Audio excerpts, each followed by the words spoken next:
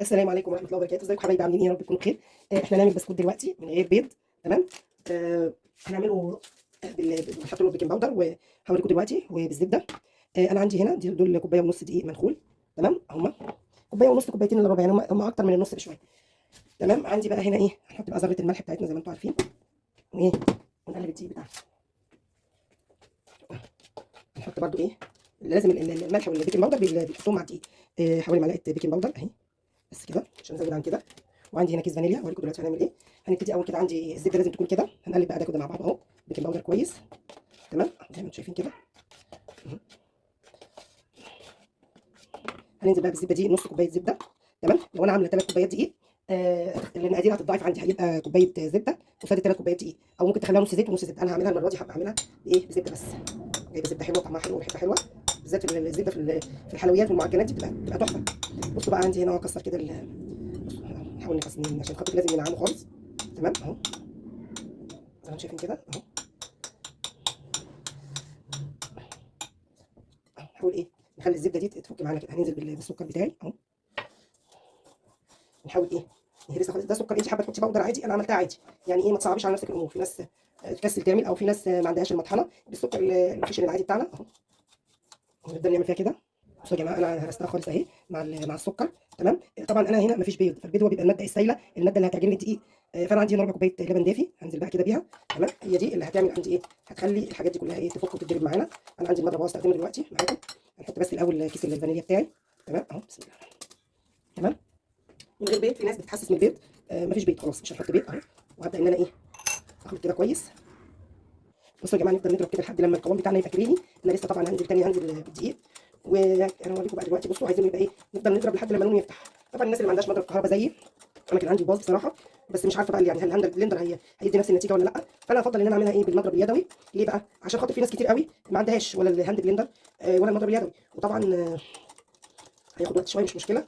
اهو نعمل شويه ونريح شويه. يا جماعه بصوا كده، عملنا اهو لما القوام بتاعنا بقى حلو اهو. لازم نتاكد كمان ان السكر كمان بتاعنا يكون خلاص داب اهو، زي ما انتم شايفين كده. هننزل بقى بالدقيق بتاعي تدريجيا كده، معلقتين ثلاثه، ونكمل اهو. بعد كده ايه، انا هضطر استخدم ايدي. تمام، طبعا لسه عايزه دقيق. ننزل بقى كميه الدقيق.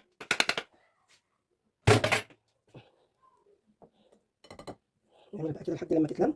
وهنكمل بقى ايه، لم العجينه بايدينا.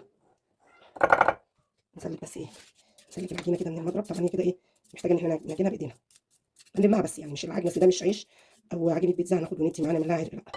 دي عجينه بسكوت زي البيتي فور كده، مشابهه للبيتي فور، زي عجينه الكحك كده بنلمها. تمام، هنشيل بقى كده اهو. هنلم بس كده بايدينا اهو، نلم العجينه تلم زي ما قلت لكم. بصوا يا جماعه، انا حطيت لها معلقتين دقيق، لميتها بايدي اهو. بصوا، تمام اهو. بصوا، نعرف ان العجينه كده كويسه لما خلاص ايه، ما تلزقش في ايدينا. بتلزق لا، يبقى كده العجينه عايزه تتخدم شويه، عايزه شويه دقيق نلمها بيهم كده. العجينه بتاعتي ممتازه. هنبتدي بقى ايه، عايزين بقى نشكلها بقى. هروح اجيب كده قطعات عندي، عشان انا ما عنديش اللي هو الكيس الحلواني اللي بيقطع. الكيس اللي عندي ده مش يعني ما بيقطعش البسكوت كويس. هنجيب بقى حاجه نشكل بيها وهرجع لكم تاني. بصوا يا جماعه، دي علبه الخبيز، علبه البسكوت كحك السمك اللي عملته معاكم قبل كده. بصوا السمكه دي، ان شاء الله رمضان الجاي هنعمل مع بعض باذن الله. وعندي دي حاجات اهي. بس للاسف الحاجات دي مع الكيس الحراري، مع الكيس قصدي الحلواني، ما اعرفش، العجينه ما بتطلعش من الكيس بسهوله، عايزه مكنه. تمام. انتوا عارفين طبعا الاكياس دي، ما كانش الكيس اللي هو الغالي قوي ده، العجينه ما بتطلعش بسهوله، بيبقى عايز ايه، يا اما مكنه. بصوا انا هستخدم دي، اعمله بقى على شكل دايري كده. هعمل البسكوت بتاعي ساده، هوريكم دلوقتي. لان الاشكال دي هتبقى رقيقه قوي، ممكن ايه تخلي البسكوت يتلسع معايا. هي حلوه للبسكوت والقراقيش، بس بصوا، مش عارفه اعمل الشكل ده. ممكن اعمل الشكل ده. هسيبها اهو جاهزه. بصوا يا جماعه، انا خلاص غسلتها جاهزه. هنجيب عندي هنا حته من العجينه. طبعا انا عندي، طبعا احنا بنسيبها ترتاح شويه، بس انا مثلا مستعجله عليها عامه. بصوا، هي بتلزق حاجه بسيطه. معروف ان العجين البيتي فور والحاجات دي بتلزق شويه، غير القراقيش وغير الكحك والقرص. بصوا كده معايا اهو اهو. بصوا الساعه كام يا جماعه؟ الساعه 11 و11 وي. وانا لازم البسكوت ما بيبقاش تخين يا جماعه، وكمان عشان احنا حاطين بيكنج باودر. تمام. هو هينفش على فكره، يعني هو بيستوي هينفش. فاحنا عايزينها تبقى ايه، متوسطه كده، ولا هي تخينه ولا هي رفيعه. بصوا بقى، انا هجيب عندي بقى الشكل ده كده، هنزل كده واضغط اهو. دي زي شكل، مديها شكل ورده يعني. تمام. ونرصها بقى في الصاج. ممكن نشكل بقى، بس ايه، عايزين لما نشكله يبقى ايه، نفس الارتفاع، عشان ما فيش ايه، لو الصاج يبقى مشكل. لكن لو الارتفاع اقل او اعلى، هتلاقي في حاجه استوت يعني واحده استوت وواحده لا. بصوا كده اهو، هنشيل بقى كده اهو. هنجيب بقى عندي صاج اهو اهو. بص بقى في الصاج بتاعي. تمام. مفيش حاجه تفطري بيها الصبح او جوزك يفطر بيها الصبح ورايح الشغل، هتقومي تعملي ده، مش هتاخد في ايدك 10 دقائق اهو. انا خلصت معاكم اهو، ما كملتش بص الفيديو، انا فصلته يعني 9 دقائق. يعني عمايل وغير يعني، والتسويه بتسوي على طول ما بيخمرش. يا ستي قولي نص ساعه، نص ساعه تعملي فيها ايه بس براحتك يعني، مش هتبقي مستعجله قوي. هنبص بقى كده اقطع تاني. بصوا دي مع الكميه اللي انا عملتها ولسه فيها اهو، بعمل كوبايه ونص. انا هكمل على نفس الشكل ده، عاجبني مش هغيره، تمام، خليه شكل واحد احسن. هكمل اهو، بصوا بنقطع كده اهو. بصوا العجينه، بصوا بسم الله ما شاء الله جميله جدا. بصوا واهو ما بقتش تلزق ولا حاجه. وعندي طبعا الرخامه، احنا متفقين ان عندك الرخامه بتبقى نظيفه وتتمسح بالمنديل جنبي اهو. اهو كنت ماسحه بنقطه خل، تمام. اتفقنا قبل اي مخبوزات او اي حاجه تعمليها. انا مصبناها دي على فكره، بشطب كل يوم المطبخ مع البوتاجاز والحوض والرخامه، لازم يوميا على الله يتصبنوا، تمام، ويتنشفوا كويس. لكن مع اي تقطيع زي ما وريتكم كده، مع اي عجين ولا حاجه نحطها عليها مباشره، لازم مسحه الخل اهو. بصوا كده، تعقمي انت كده، بتعقمي الرخامه بتاعتك عشان ايه؟ ده اكل انت هتاكليه، ما ينفعش يبقى مكان مثلا وقع مكان حاجه كده حاجه يعني، لازم تبقى نظيفه زي الفل اهو. بصوا الصاج بتاعي اهو، نكمل بقيه الصاج اهو. شايفين الجمال يا جماعه؟ شايفين الجمال والحلاوه؟ وبصوا يعني من كوبايه ونص دي هنعمل بسكوت يعني تاكلي فيه كام يوم. انا بروح اجيب ربع كيلو قراقيش او فايش او اي حاجه للصبح، عشان نغير الصبح ب 20 جنيه ما فيهاش بركه اهو. بصوا بسم الله، يعني حتى المنظر والرصه جميله قوي، هما شكل بعض كده عاملين منظر جميل قوي. نكمل بقى الباقي.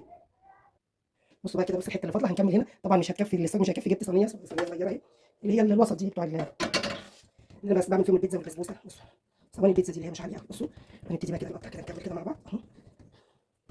بسم الله.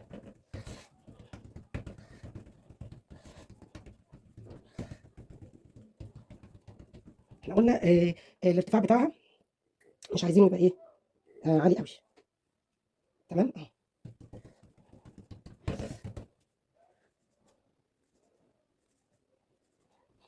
شوف هتكفي ايه، لو ما كفتش هنحط في الصينيه دي، او هجيب بقى صينيه صغيره كده ستانلس عندي، لان ايه هم لسه ساطرين. لا مش هحتاج الصينيه الكبيره على فكره. بس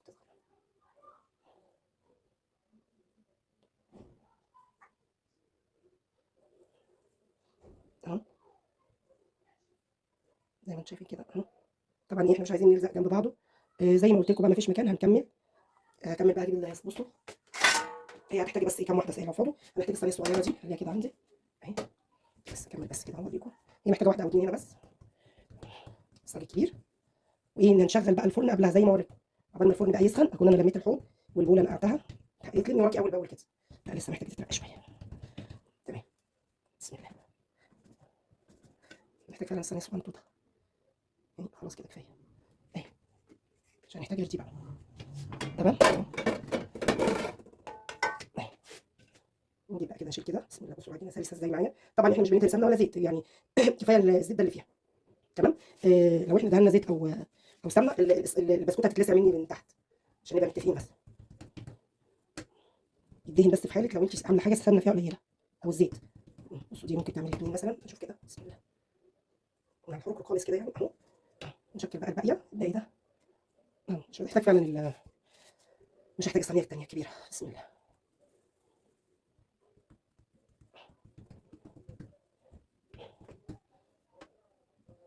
انا كنت ممكن احط لكم الوان، بس مره تانيه بنعمل بسكوت اجيب الوان تاني. انا عندي الوان لون احمر بس، وايه ونشكل لها لون. بصوا دي صغيره هعمل بيها الشكل ده، دي واحده كمان اهي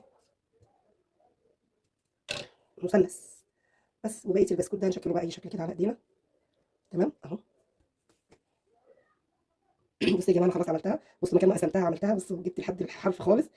ففاض عندي بصوا مطرح تقطيعه العجينه، هنروح جايبينها هنا كده اهي بشكل اهي. بصوا اهي دي ايه بقى الحته اللي فاضت، مش هتنفع بقى تتشكل بقى غير كده اي شكل، تمام. احنا بقى هنسخن الفرن وهنحط بقى ايه، ندخل الصاج ده الاول خالص. الصاج دوت يعني اللي انا قطعته اول حاجه هيخش، وبعد كده الصغير ده بياخد من السخونيه، ما بياخدش ما بيكملش يعني. الاولاني لو خد 10 دقائق سوا، البسكوت بياخد من 12 دقيقه ل 10 دقائق سوا. الثاني هياخد ايه الوقت اقل، دقيقتين مثلا او ثلاثه اقل. انا بقى اسخن الفرن وادخل الصاج قبل ما ايه مغسل اشطب ايه المواعين اللي في الحوض. بصوا يا جماعه البسكوت بتاعنا، بصوا الكميه الكوبايه ونص دي عملت الكميه دي، ودي كام واحده كده اللي هو انا شكلتهم كده في الاخر، تمام. شايفين الجمال والحلاوه؟ قولوا لي ايه رايكم. ده كان الفيديو بتاعي النهارده، ده البسكوت بتاعنا النهارده، يا رب يعجبكم. ما تنسوش اللايك والاشتراك في القناه عشان يوصلكم كل جديد على يوميات واكلات ام دينا على الفيس وعلى التيك توك وعلى اليوتيوب، يوميات واكلات ام دينا. حطوا اللايك يا جماعه عشان اللايك هو اللي بيرفع القناه، تمام. ويا رب كل فيديوهاتي تعجبكم، والسلام عليكم ورحمه الله وبركاته.